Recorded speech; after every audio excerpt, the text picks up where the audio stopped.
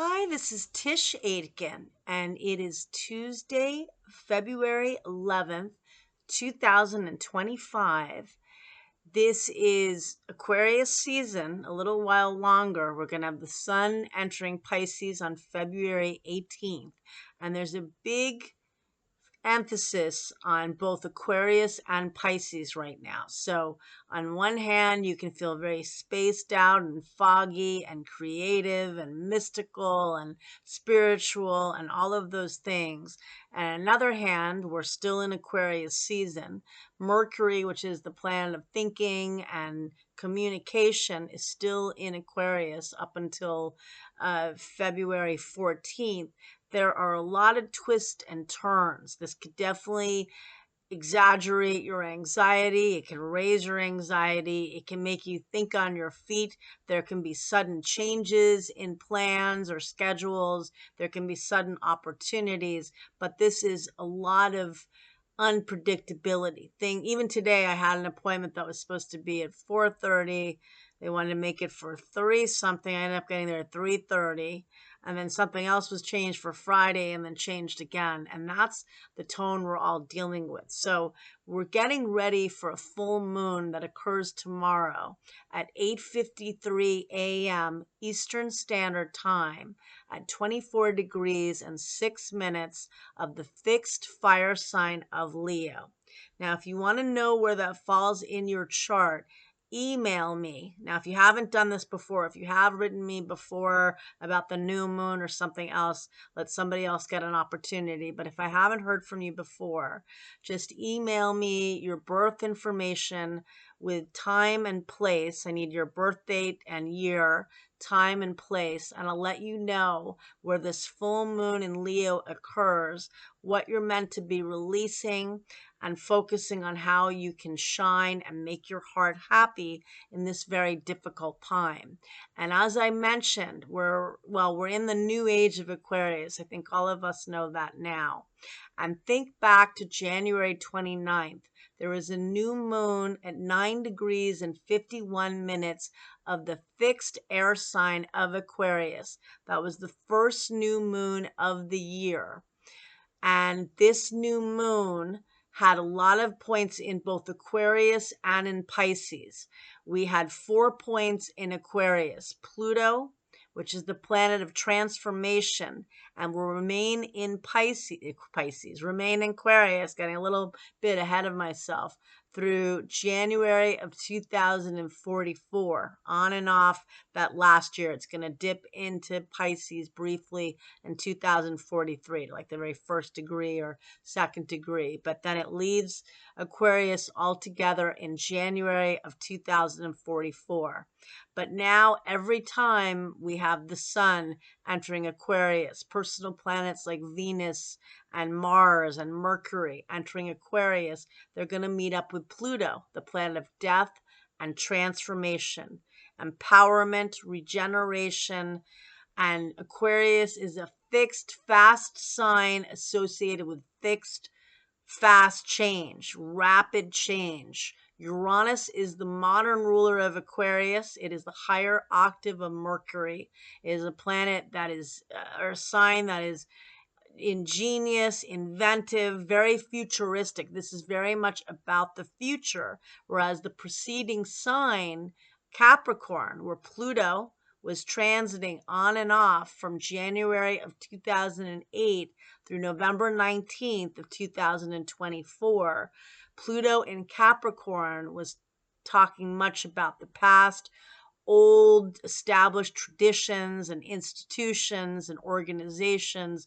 Now we're in a whole new time, and Aquarius is very centered on technology, new ways of thinking, using the brain in ways we never have before, connecting in ways we never have before, very centered on space exploration, on aviation, and advancement in all of these areas, and how we think, how we learn, on a more metaphysical level, it's about raising consciousness.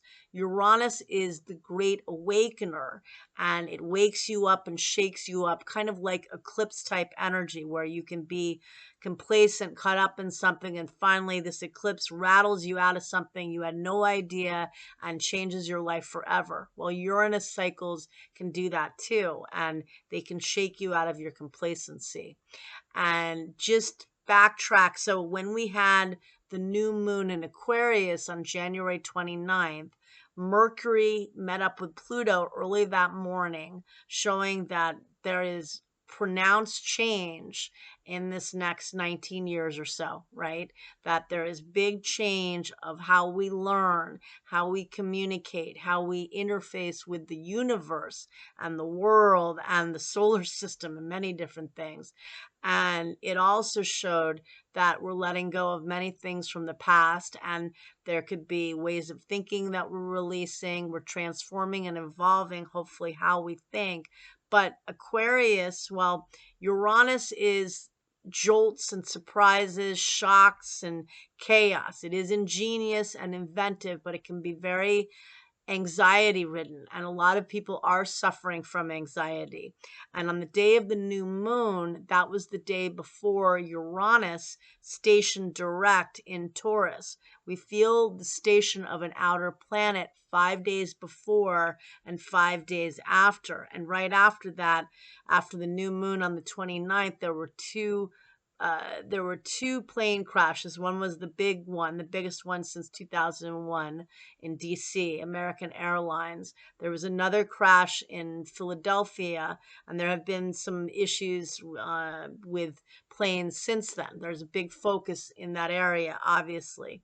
And in our own lives, I'm sure, just like today, this was very, minor, having plans changed. Maybe you got sudden news of leaving your job suddenly, or maybe there's a big change in management or at your company. This is where we need to be flexible. We're living in a whole new modern era, and one where things can change in a flash. Maybe it's exciting. Maybe you had an appointment with a client that you like, but suddenly you're getting a really big client that's going to change the course of your career, things like that. Or it could be that your client had to cancel lunch and now you have to make other plans. It may not always be so exciting, but it is, knowing that we are in a time of change and flux, and Uranian energy can, bring seismic activity. There is a lot of emphasis on weather patterns with earthquakes, and with, all the Pisces energy that was also very pronounced on the day of the new moon, but also in this full moon chart that's upcoming that I'll get to in a minute.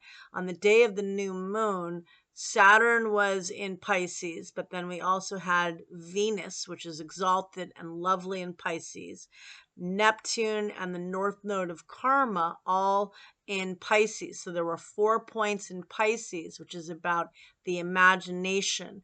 That is soul based. As Anne Ortley was saying, when Saturn initially ingressed into Pisces in March of 2023, there are no words, because unlike Aquarius, which is very much the intellectual and cerebral component of the story, Pisces is your intuition, your imagination, your feelings.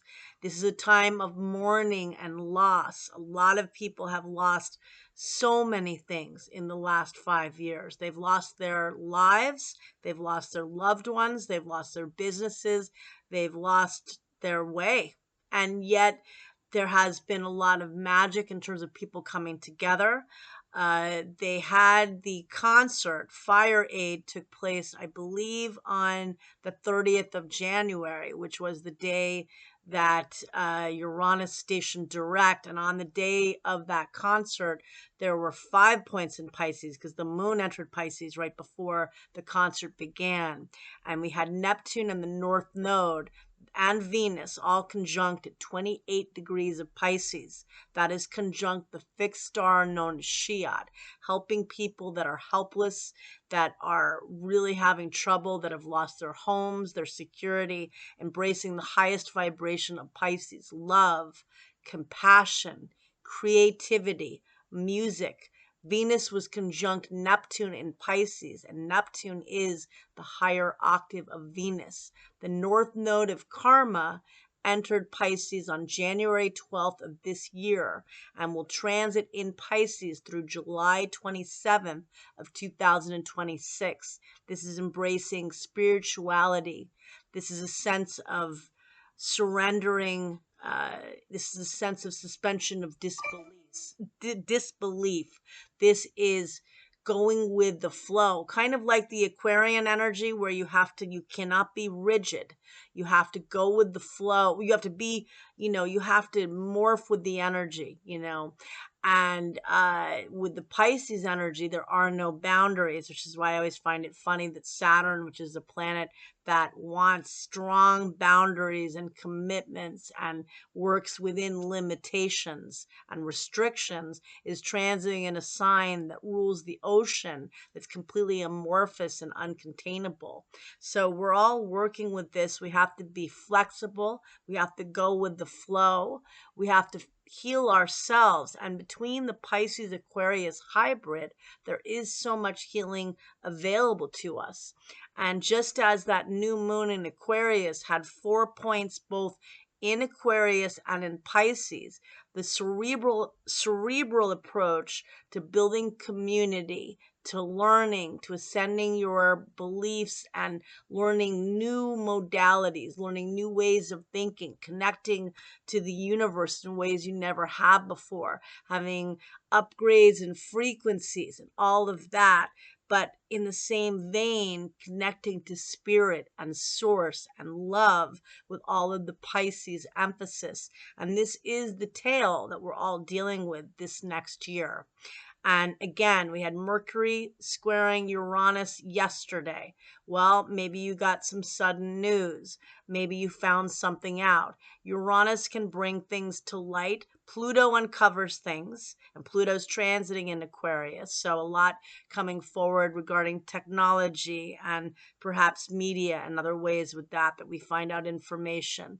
But also with, where was I going with this? With, I just lost my train. Oh, Mercury squaring Uranus. You could have found out sudden news. It could have been ingenious thinking on your end. Maybe you came up with some good ideas. Today, the sun in Aquarius squares Uranus. They made a square to one another at 2:30 p.m. Eastern Standard Time. Well, that can raise your stress level.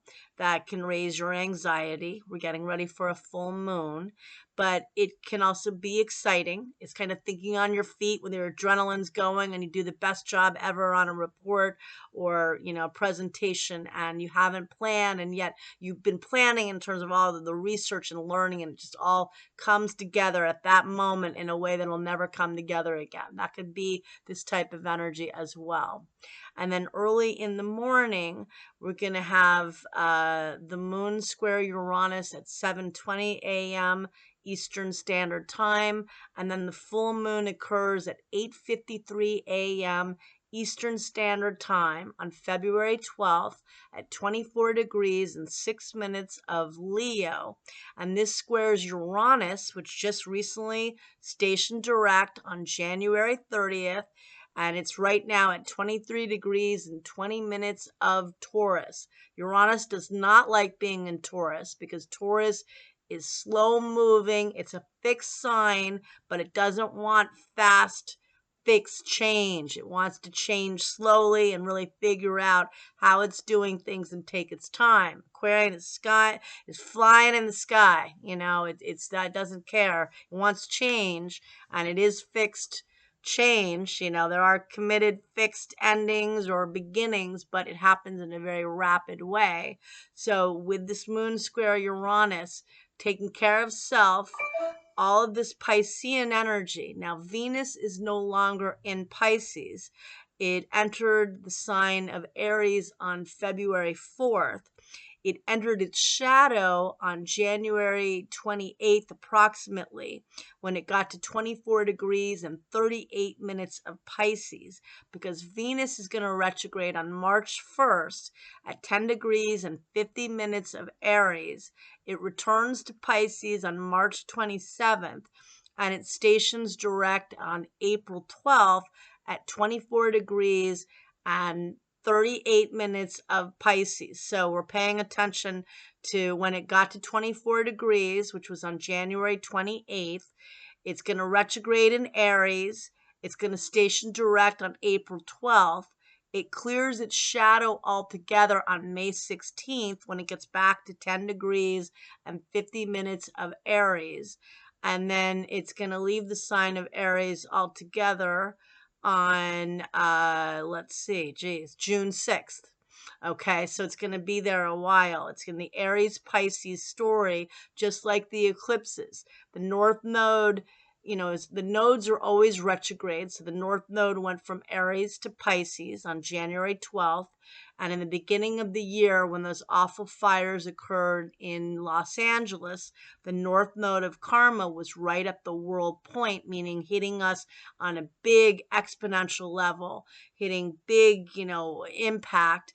And the nodes of fate were at 0 cardinal at the Aries point. The North Node was at 0 degrees of the cardinal fire sign of Aries, which is a degree of creation, but also can bring mass effect.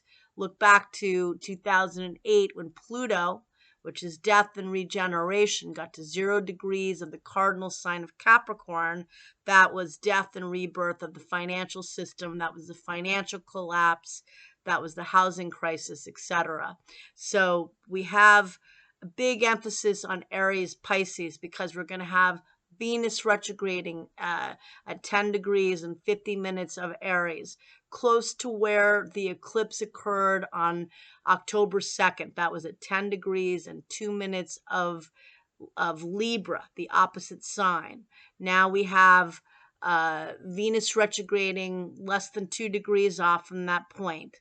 It will station direct at 24 and a half degrees of Pisces, defaulting back where the lunar eclipse occurred on September 17th at 25 degrees and 50 minutes of Pisces. Mercury, which we're familiar with, Mercury retrogrades about 3 times a year.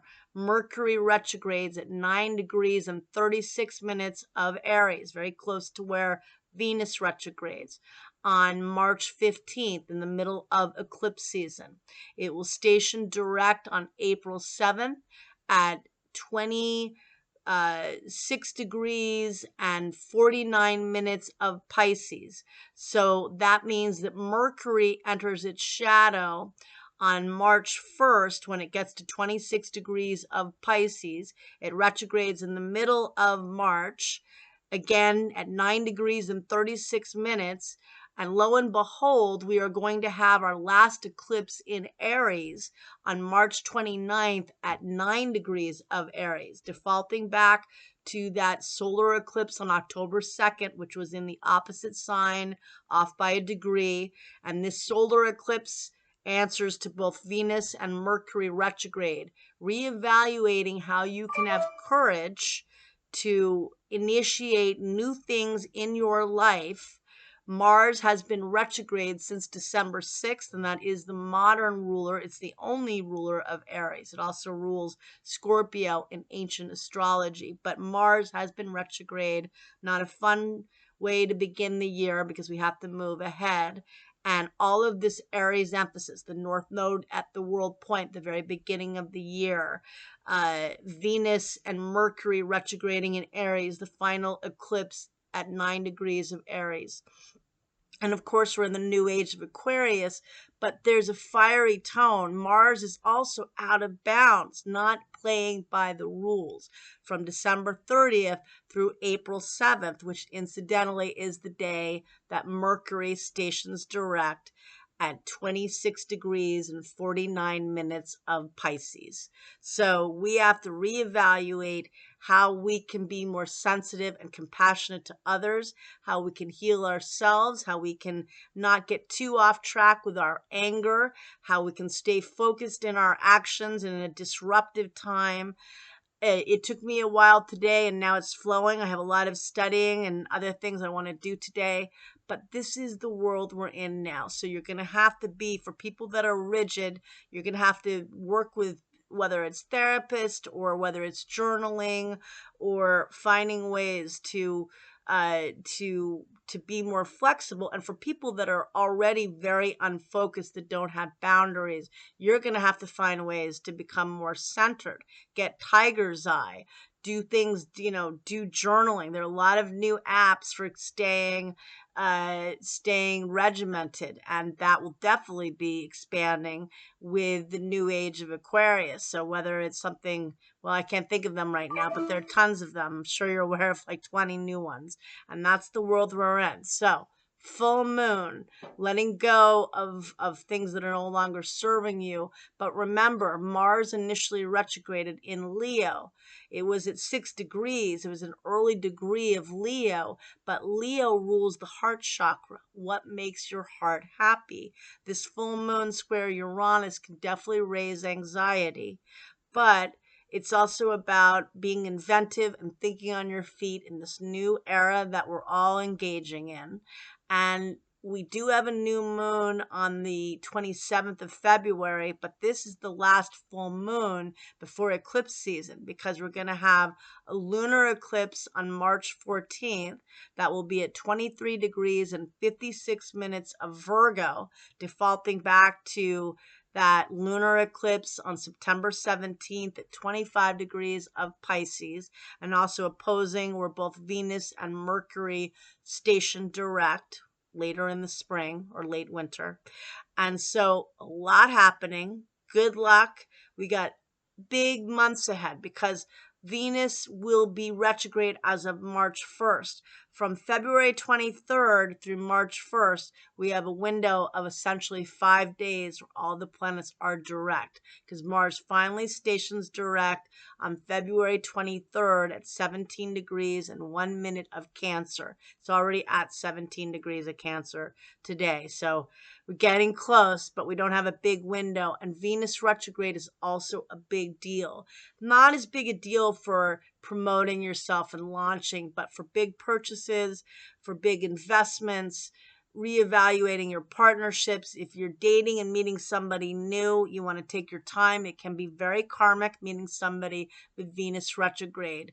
Not an ideal time to get married. For those of you getting married between March 1st and April 12th, I would recommend, if you can, going, and just exchanging vows, that window I told you before Venus retrogrades. I know it's not a big window, but from February 23rd through March 1st, and then having the party when Venus is retrograde, having the celebration. You could exchange your vows twice. That's up to you. But I myself wouldn't target Venus retrograde, just like I wouldn't buy a house or a big investment when Venus is retrograde. Good luck. Hang in there. It is a time of evaluating your relationships, your finances, your creativity, your love. And it also can be a phenomenal time for meeting somebody, So it is, it can be very karmic. Okay, take care.